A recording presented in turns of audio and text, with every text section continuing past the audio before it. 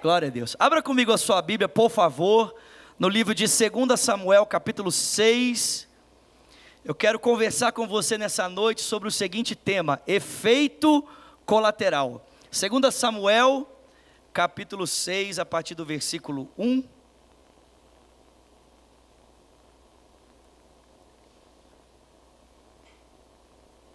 Segunda Samuel 6, verso 1, diz assim a palavra do Senhor: De novo Davi reuniu os melhores guerreiros de Israel, 30.000 ao todo, e ele e todos os que o acompanhavam partiram de Baalá em Judá, para buscar a arca de Deus, a arca sobre a qual é invocado o nome do Senhor, o nome do Senhor dos exércitos, que tem o seu trono entre os querubins acima dela.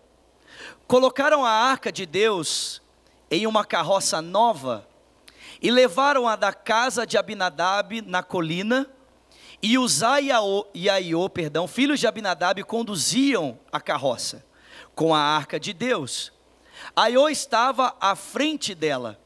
Davi e todos os israelitas iam cantando e dançando perante o Senhor, ao som de todo tipo de instrumento de pinho, harpas, liras, tamborins, chocalhos e símbolos.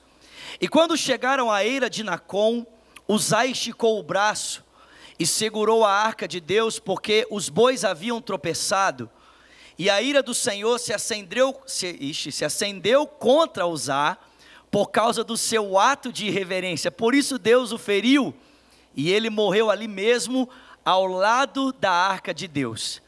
Davi ficou contrariado, porque o Senhor em sua ira havia fulminado Uzá, e até aquele dia, até o dia de hoje, esse lugar é chamado Pérez Uzá. Naquele dia Davi teve medo do Senhor e se perguntou: como vou conseguir levar a arca do Senhor? Por isso ele desistiu de levar a arca de Deus para a cidade de Davi, e ao invés disso, levou para a casa de Obed-edom de Gate. A arca do Senhor ficou na casa dele por 3 meses, e o Senhor o abençoou e a toda a sua família. E disseram ao rei: o Senhor tem abençoado a família de Obed-edom e tudo que ele possui, por causa da arca de Deus. E então Davi, com grande festa, foi à casa de Obed-edom e ordenou que levassem a arca de Deus para a cidade de Davi. E quando os encarregados carregavam a arca do Senhor, davam então 6 passos, eles sacrificavam um boi e um novilho gordo. Davi, vestido do colete sacerdotal de linho, foi dançando com todas as suas forças perante o Senhor, enquanto ele e todos os israelitas levavam a arca do Senhor ao som de gritos de alegria e de trombetas.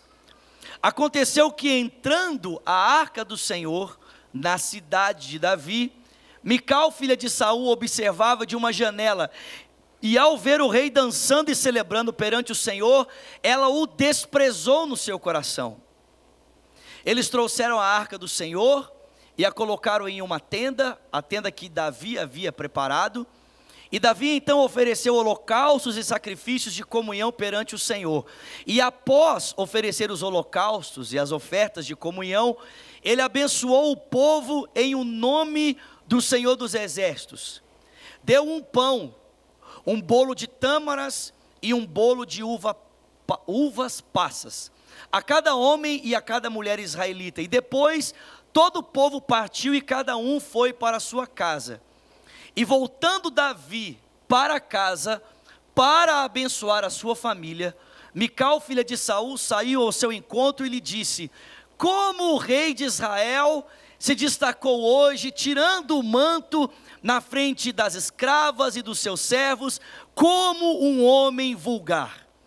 Mas Davi disse a Mical: foi perante o Senhor que dancei, perante aquele que me escolheu no lugar do seu pai, ou de qualquer outro da família dele, quando me designou como soberano sobre o povo do Senhor, sobre Israel. Foi perante o Senhor que celebrei, e me rebaixarei ainda mais, e me humilharei aos meus próprios olhos, mas serei honrado por essas escravas que você mencionou, e até o dia de sua morte, Mical, filha de Saul, jamais teve filhos. Vamos orar? Pai, fala conosco essa noite através da sua palavra. Nós queremos ouvir a sua voz. Nessa Vision Night, pedimos que o Senhor abra a nossa visão, o nosso entendimento, para que ao sairmos daqui, possamos nos apropriar da vida que o Senhor preparou para cada um de nós. Nós oramos agradecidos em o nome de Jesus, e quem crê diga, amém. Irmãos, esse texto descreve um momento singular na vida desse homem chamado Davi.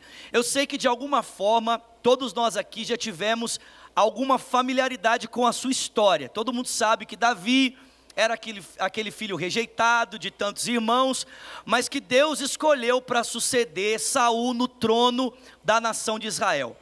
E você sabe que ele foi ungido por isso, ungido para isso, e passaram-se muitos anos, desde que a unção se apropriou de Davi até o tempo em que Deus o levou a se tornar o rei da nação de Israel. Esse é o momento em que Davi de fato está se apropriando do trono. A promessa está deixando de ser promessa para se tornar realidade. E nesse momento em que Davi vai se apropriar do trono da nação de Israel, em que ele vai unificar o reino, transformando Jerusalém na capital do império, Davi tem uma ideia brilhante. E qual a ideia dele? É de que Jerusalém não seja apenas a capital política ou a capital econômica. Davi também deseja que Jerusalém seja a capital religiosa. Ele quer transportar a capital religiosa de Ramá, para Jerusalém. Só que, irmãos, não dá para ter culto, não dá para ter adoração sem a arca de Deus, sem a presença de Deus. Por isso é que a primeira iniciativa de Davi, como rei de Israel, para transformar Jerusalém no centro econômico, político e religioso é o seguinte: vamos atrás da arca de Deus, vamos buscar a arca do Senhor. E o texto diz como Davi, então, está executando esse projeto de trazer a arca para que Jerusalém seja a capital religiosa. O texto diz que ele separa 30.000 soldados e uma carroça, invenção dos filisteus, para trazer a arca de Deus para Jerusalém. Talvez, irmãos, a inspiração de Davi para realizar esse projeto dessa forma tenha vindo de 1 Samuel capítulo 6, quando os filisteus resolveram devolver a arca num carro de boi, após terem vencido uma batalha contra os israelitas. Eles sabiam que não podiam voltar levando a arca, porque corriam risco de vida, então decidiram devolver a arca numa carroça, num carro de bois. Talvez Davi, se lembrando desse tempo, falou: cara, a melhor coisa que eu posso fazer é levar a arca para Jerusalém em cima de uma carroça. E gente, aparentemente está tudo certo. O texto vem recheado de alegria, de celebração, de dança, muita festa, pelo tempo em que Davi está vivendo e principalmente pelo tempo em que a arca de Deus está voltando para o seu povo. Só que a Bíblia diz que quando eles chegaram na eira de Nacon, quando eles chegaram no lugar onde Nacon, ele tinha um campo para plantar, a Bíblia diz que naquele lugar, aquele carro de bois, ele tropeçou. E a Bíblia diz que um homem chamado Uzá tentou segurar a arca para que ela não caísse, de alguma forma ela fosse prejudicada, mas a Bíblia diz que só de tocar na arca, a ira do Senhor se acendeu contra ele. E a Bíblia diz que ele foi ferido de morte e caiu ali morto diante do rei. Gente, o interessante é que quando você estuda um pouquinho da geografia desse lugar, a eira de Nacon, sabe o que você descobre? É que não havia nenhuma irregularidade naquele terreno. O terreno era plano, não havia pedras, não havia nenhum desnível. O terreno estava completamente favorável para que aquele carro de bois pudesse passar por ali sem nenhum tipo de eventualidades. Sabe o que mostra para mim e para você? É que esse tropeçar do carro de bois não foi algo involuntário, mas foi algo proposital. O próprio Deus, irmãos, desejava que aquele carro tropeçasse Por quê, queridos? Porque o projeto de Deus nunca foi que a arca fosse levada por animais, que a glória de Deus não fosse transportada por animais, mas que a glória de Deus fosse transportada por seres humanos. Deus sempre desejou que a glória dele fosse levada por homens e não por animais. Sabe, Deus não está descontente do projeto de Davi, mas parece que Deus não está muito satisfeito da forma como esse projeto está acontecendo. E o interesse de Deus era muito simples: a arca tropeçasse, os bois fossem considerados como inaptes ou inábeis para levar aquela arca, e então ela fosse colocada nas costas dos homens, e os homens levassem a arca para Jerusalém. Só que, irmãos, Uzá tentou estabilizar algo que Deus estava chacoalhando. E porque ele tentou estabilizar algo que Deus estava chacoalhando, Deus falou com ele: cara, você tocou no lugar errado. Você não deveria ter colocado a mão onde você não é chamado. Irmão, sabe o que isso ensina para nós? Que Deus, Ele não tem problema com a nossa capacidade de sonhar, e não tem problema com a nossa capacidade de executar os nossos sonhos. Sabe, Deus não tem problema com essa nossa capacidade de desejar coisas e planejar coisas, porque isso nada mais é do que um reflexo do caráter dele em mim e você, amém, queridos? O nosso Deus é um Deus criativo, o nosso Deus é um Deus altamente capaz de planejar e executar. O problema não é quando nós planejamos e executamos, o problema é quando nós planejamos algo e não levamos em consideração os caminhos de Deus para que esse algo seja executado. É quando nós desconsideramos os passos de Deus para termos aquilo que o próprio Deus plantou no nosso coração. Porque, irmãos, Deus não está preocupado apenas com o que fazemos, mas como fazemos o que fazemos, ou o porquê fazemos o que fazemos. Eu ouvi uma frase no Brasil, um pastor amigo meu me disse isso e eu guardei isso no meu coração: os fins de Deus só podem ser obtidos pelos meios de Deus. Ninguém pode ter os fins de Deus sem levar em consideração os meios de Deus. Davi queria os fins de Deus, mas ele não levou em consideração os meios. Ele pensou que ele podia fazer a vontade de Deus do jeito dele. E sabe o que aconteceu? Porque Davi tentou fazer a vontade de Deus do seu jeito, ele não prejudicou apenas a si mesmo, mas ele prejudicou outras pessoas que estavam envolvidas naquele plano. Irmãos, o problema de nós não atentarmos para a forma de Deus de fazermos as coisas, é que a gente não prejudica apenas a nossa vida, mas a gente prejudica a si mesmo e prejudica outras pessoas. Você consegue entender que pela falta de discernimento de Davi a respeito de algo que Deus havia plantado no coração dele, uma pessoa morreu e um povo foi levado a um estado de tristeza, porque simplesmente ele desconsiderou os meios de Deus e tentou fazer a coisa do seu jeito? Sabe o que é interessante? O texto diz que quando a arca caiu e Uzá foi ferido naquele lugar, o texto diz que imediatamente, presta atenção, gente, o texto diz que imediatamente Davi ficou desgostoso. A Bíblia diz que o coração dele se encheu de desgosto e ele abandonou a arca de Deus, permitindo que a arca fosse levada para a casa de um cara chamado Obed-edom, que era de Gate. Gente, preste atenção, Obed-edom nem era israelita, ele era filisteu. Gate era a capital da terra dos filisteus. Davi ficou tão insatisfeito que ele falou: quer saber de uma coisa? Se Deus não está interessado em abençoar o meu projeto, eu também não estou interessado em ter a presença de Deus. E ele abandonou a arca e permitiu que a arca fosse levada para a casa de um cara que nem israelita ele era de Gate, ele era filisteu. E não é isso que acontece com a gente muitas vezes?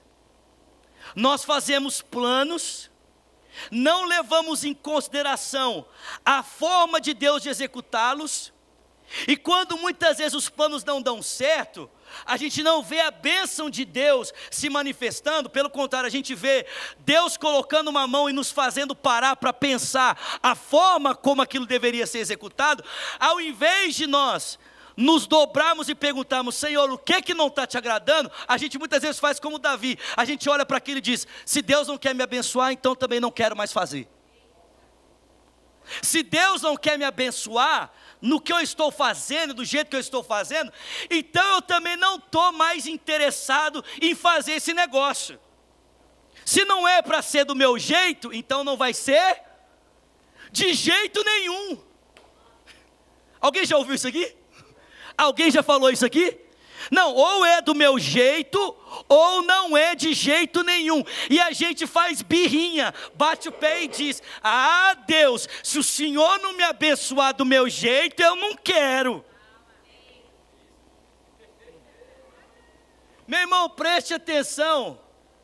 O Davi ficou indisposto, e a indisposição dele foi assim: não quero saber, leve essa arca para casa de qualquer pessoa. Agora eu te faço uma pergunta essa noite: se você tivesse visto a arca matar um cara na sua frente, só de tocar nela, você teria coragem de levá-la para sua casa?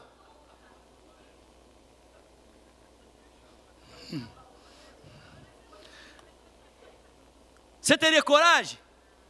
Mas irmãos, preste atenção, o problema não era a arca, o problema era a forma como Davi estava executando um plano e querendo que a presença de Deus endossasse aquilo.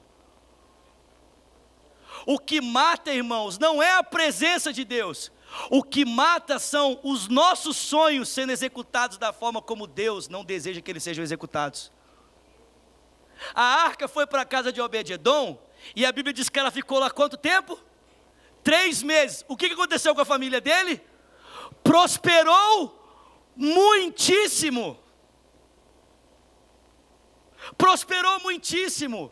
Irmãos, o problema não é Deus, o problema não é a presença de Deus, não são nossos sonhos, não são nossos projetos, a capacidade de desejar, de planejar. Não, irmãos. O problema é quando o nosso coração quer viver o que só Deus pode fazer da forma dele, de uma forma como ele não intencionou e não planejou. Mas a Bíblia diz que ao saber, preste atenção, ao saber que a família de Obed-edom estava prosperando muito, Davi acendeu de novo o desejo no coração dele de trazer a arca para Jerusalém. Afinal de contas, se está rolando bênção lá, pode rolar bênção aqui. Só que, irmãos, dessa forma, ou dessa vez, a Bíblia diz que Davi decidiu fazer diferente. Se você ler esse mesmo texto de 2 Samuel em Crônicas, o livro paralelo, você vai descobrir que Davi, nesse tempo de 3 meses, ele se voltou para a lei do Senhor. E ele descobriu, lendo e estudando a lei do Senhor, como a arca deveria ser conduzida. Que haviam diretrizes muito claras de Deus para que a arca de Deus fosse conduzida. E é por isso que você lê que a cada 6 passos, eles paravam e ofereciam um sacrifício. Que Davi agora não está mais vestido com a roupa de rei, mas com o manto de linho, que era a roupa de um escravo. Por quê, irmãos? Porque agora Davi entendeu que a forma como a arca de Deus deveria ser conduzida é a forma como Deus a prescreveu. Os levitas deveriam levar a arca, as pessoas deveriam se consagrar, deveria haver sacrifícios. Irmãos, porque Davi decidiu viver o sonho de Deus da forma de Deus, sabe qual foi o resultado disso? A Bíblia diz que ele trouxe bênção para uma cidade inteira.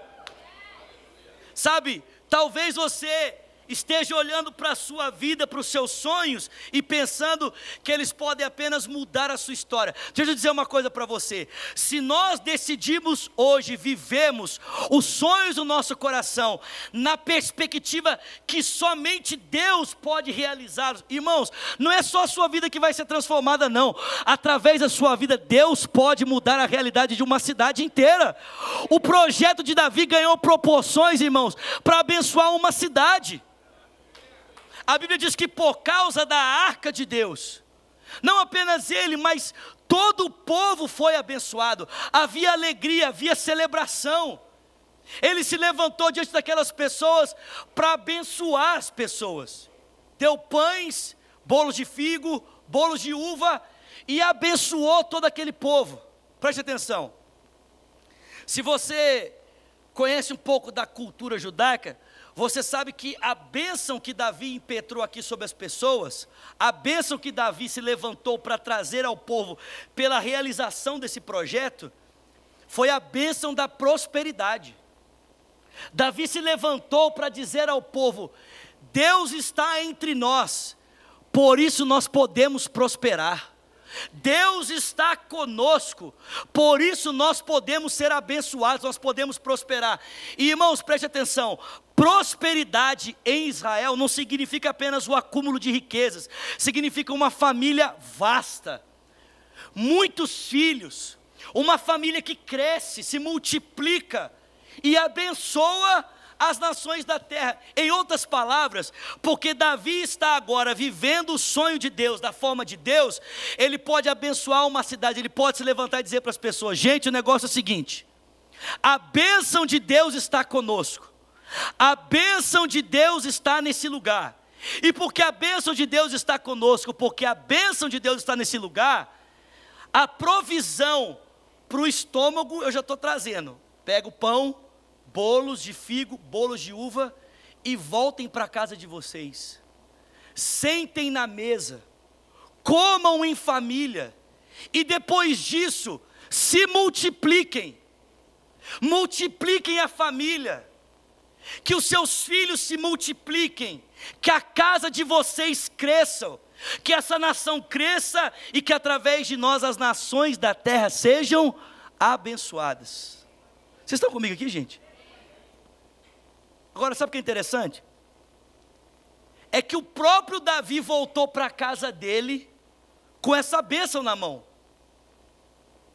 Porque a mesma bênção que ele trouxe para a nação é a mesma bênção que ele levou para a sua casa. Só que na hora que ele chegou na casa dele para derramar essa bênção que havia alcançado uma cidade, ele foi recebido por uma esposa de uma forma bem desonrosa, sim ou não, irmãos? Quando Davi abriu a porta para trazer sobre a família dele a bênção da prosperidade, Mical veio correndo ao encontro dele, olhou para ele e falou assim: que lindo, hein? Impressionante. Olha, essa dancinha sua aí, maravilha, viu, Davi? Parabéns, ó, estou impressionada. Você e um homem vadio, porque é isso que essa palavra significa, você e um homem vulgar é a mesma coisa, dançando aí sem o seu manto real na frente das pessoas. Que absurdo, que absurdo. Agora, eu pergunto para você, Mical tinha motivos, irmãos, para receber Davi desse jeito, sim ou não? Mical tinha razões para receber, num momento como esse, o marido dela com essa desonra, sim ou não, irmãos? Sim ou não, irmãos? Tinha. E eu vou mostrar para você que ela tinha. Vocês lembram da história de Mical? Mical foi dada para Davi em casamento quando Davi ainda era um herói nacional. Ele tinha acabado de matar um gigante, e a nação de Israel cantava: Saul matou milhares, Davi cantou dezenas de milhares. E é por essa razão que Mical foi dada em casamento a Davi. Só que, irmãos, quando o coração de Saul, que era o pai de Mical, começou a ter ciúmes e inveja de Davi e a persegui-lo, a fidelidade de Mical e Davi também se tornou comprometida. A Bíblia diz que na noite em que Davi projetou a sua fuga para preservar a sua vida, Mical tinha a chance de fugir com ele, mas ela escolheu ficar no palácio. E quando ela foi questionada pelo seu pai, por que você deixou Davi fugir? Sabe o que ela disse? Ele me jurou de morte, por isso é que eu deixei que ele se fosse. Irmãos, passado alguns meses, o pai de Mical arrumou um outro casamento para ela. Ela já era casada, mas o pai agora, descontente com o primeiro casamento, arrumou um outro marido. E sabe o que ela fez? Se casou. E com esse marido ela ficou casada por mais de 10 anos. Só que quando Davi assumiu o reino em Hebrom, sabe qual foi o primeiro pedido dele? Sabe qual foi? Eu quero a minha mulher Mical de volta. E aí, irmãos, 2 soldados foram à casa de Mical, bater na porta dela e arrancá-la à força do seu lar e do seu casamento, para que ela fosse restituída ao seu primeiro marido. Só tem um detalhe: quando Mical chegou no palácio, sabe o que ela descobriu? É que ela não era mais a única esposa de Davi, ela era uma entre as 8 outras que ele já tinha. Então eu pergunto para você, Mical tinha motivos para tratá-lo com desonra, sim ou não, irmãos? Mas ela não tinha direito.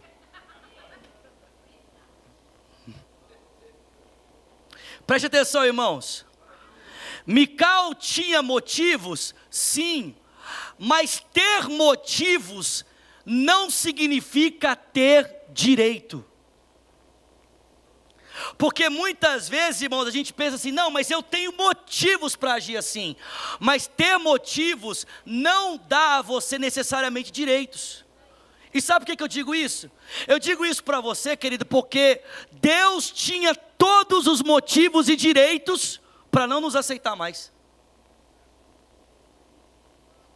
Ele tinha todos os motivos e direitos para simplesmente virar as costas para nós e não nos perdoar.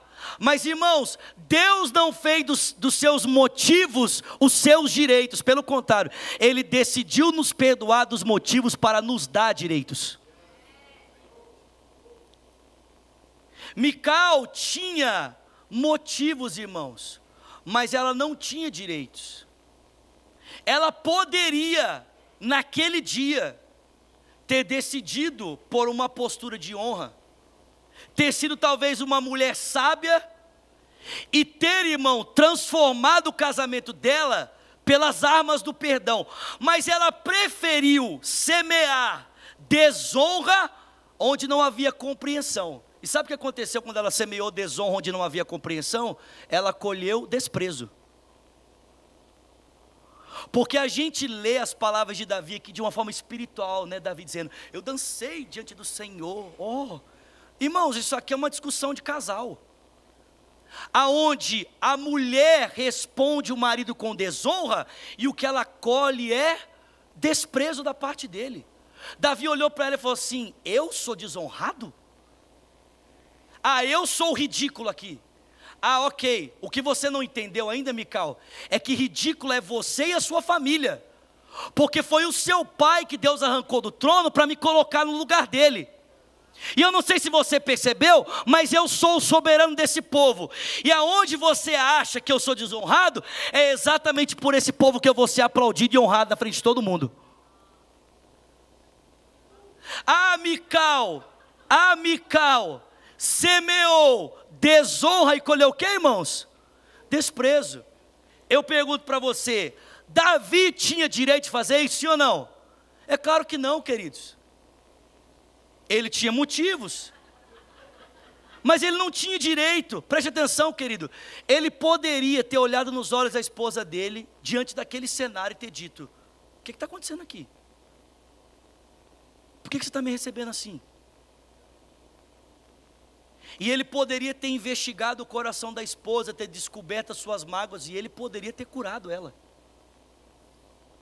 Mas irmãos, Davi preferiu um ego ferido do que a cura do seu casamento. E por causa dos seus motivos, Davi afundou a sua casa.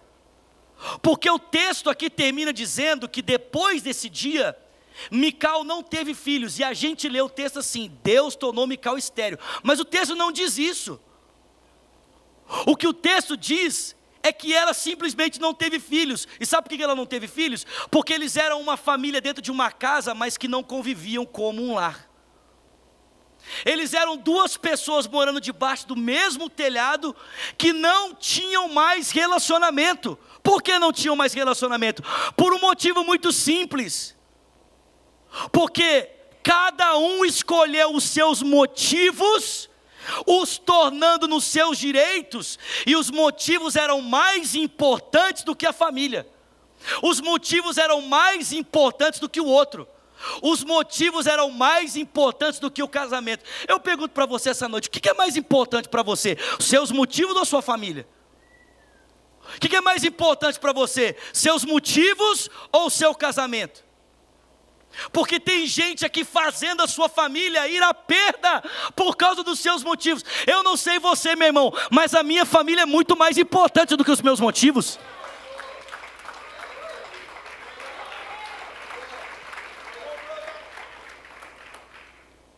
Cara, que loucura. Preste atenção. Escute isso aqui, gente. Nós estamos falando de um homem, escute isso. Nós estamos falando de um homem que tem capacidade de planejar e executar um projeto que transforma uma cidade, mas não tem capacidade de planejar e executar um projeto que transforma a sua casa.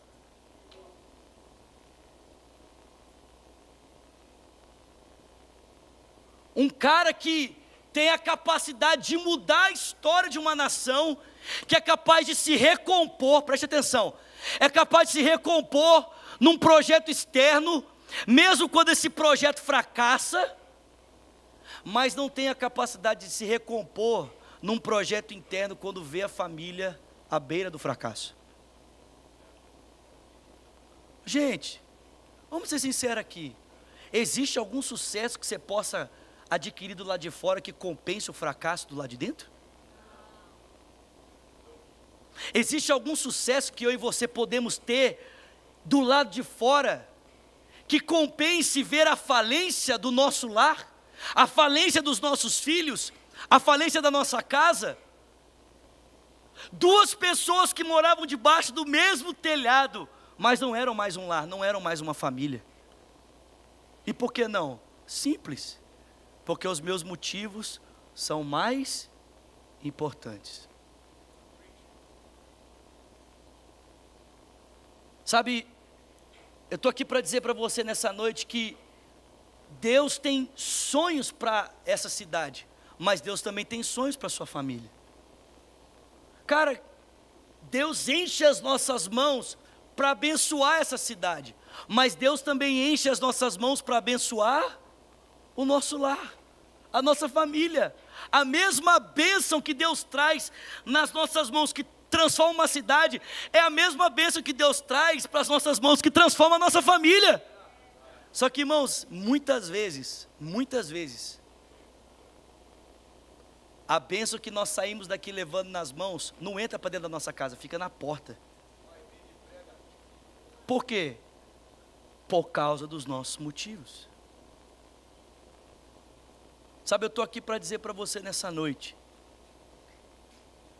cara, a sua família é mais importante, seu casamento é mais importante, seu lar é mais importante.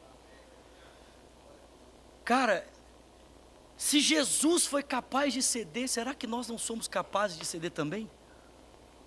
Se Jesus foi capaz de perdoar, será que nós não somos capazes de perdoar também? Hein, meus irmãos?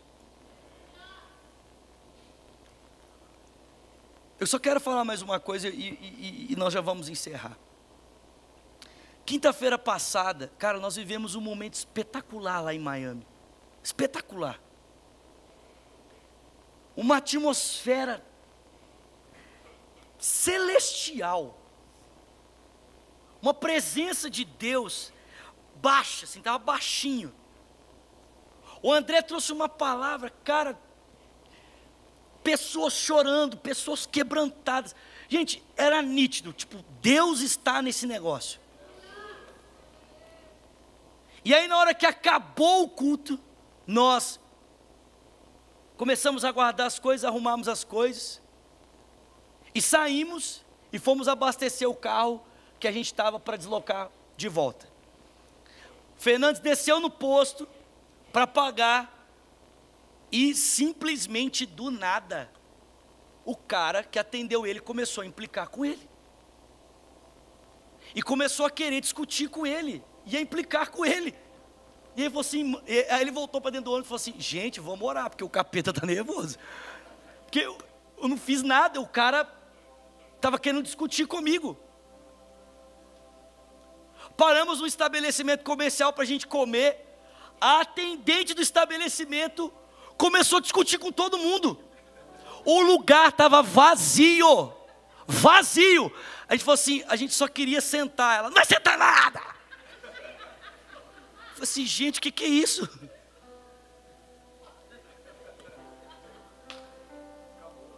Não acabou não, acabou não. A gente saiu do estabelecimento. E aí, eu e o Fernandes fomos brincar. Sabe aquelas brincadeiras de mão que sempre acaba em confusão? Fomos brincar. E irmão, você está ligado que eu sou muito mais forte que ele, né?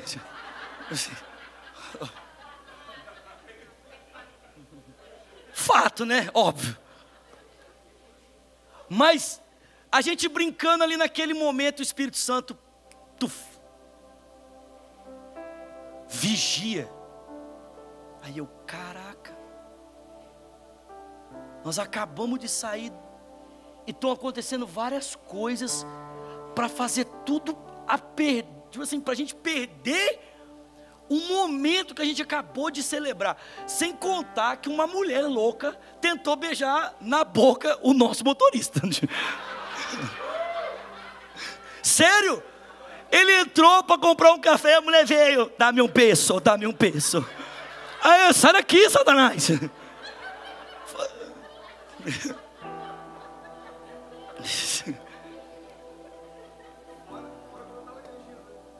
Fora que o Fernandes tentou quase matar o time inteiro, né? Dirigindo um ônibus. Mas por que eu estou falando isso? Sabe por que eu estou falando isso?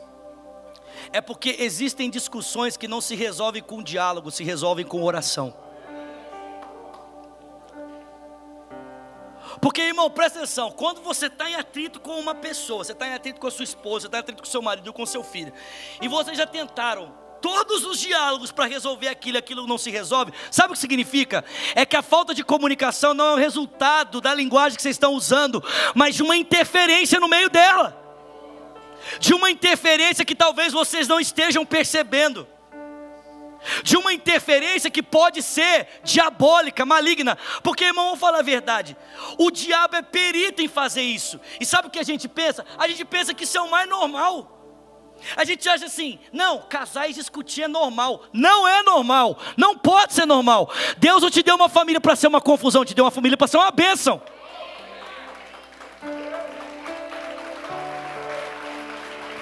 E aí vocês estão lá, horas quebrando pau, né? Um mostra a unha de cá, o outro as garras de lá. Só que sabe o que é impressionante? É que em nenhum momento parece que os dois se tocam e falam assim, vamos orar. Irmão, experimente fazer isso na sua casa, experimente fazer isso na sua família. Quando o negócio estiver esquentando, ao invés de você tentar dar a última palavra, você dizer, vamos dobrar o joelho, vamos deixar Deus dar a última palavra aqui. Querido, às vezes atrás dessas coisas há uma influência diabólica, maligna, tentando simplesmente roubar de vocês o presente que Deus te deu, chamado família, chamado casamento.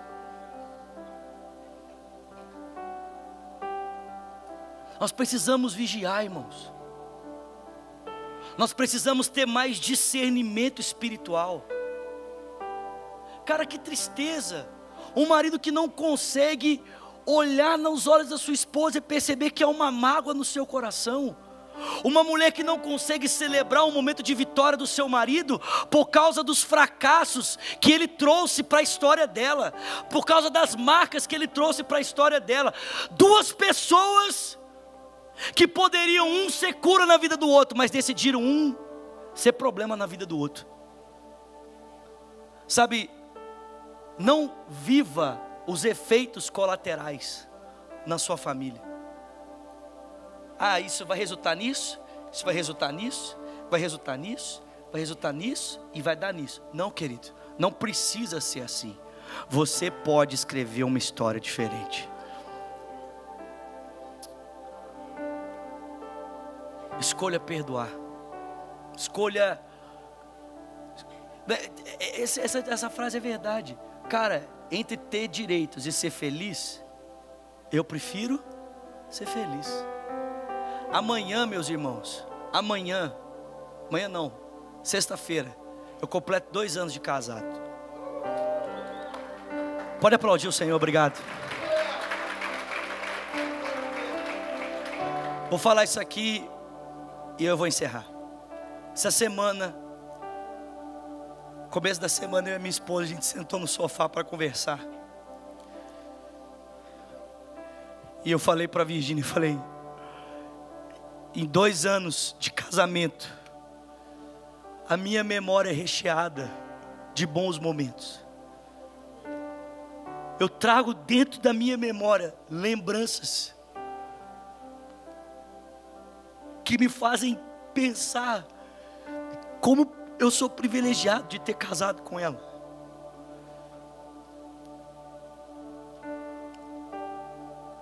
Você acha que eu não tive durante esses 2 anos oportunidade para talvez trazer na memória momentos que iam machucar meu coração? É claro que eu poderia, irmãos. Só que eu fiz uma decisão, nós fizemos uma decisão. Nós decidimos não marcarmos a vida do outro de maneira terrível para a gente se lembrar disso o resto da vida.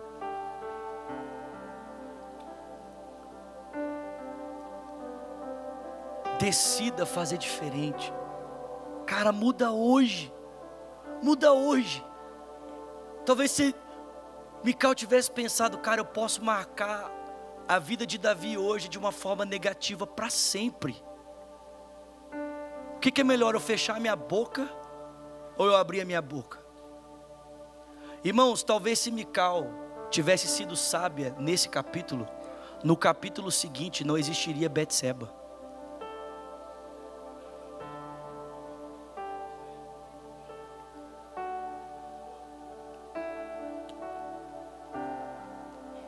Talvez se Davi tivesse decidido não marcar a história de Mical da pior forma possível, talvez nos outros capítulos não existiria Betseba.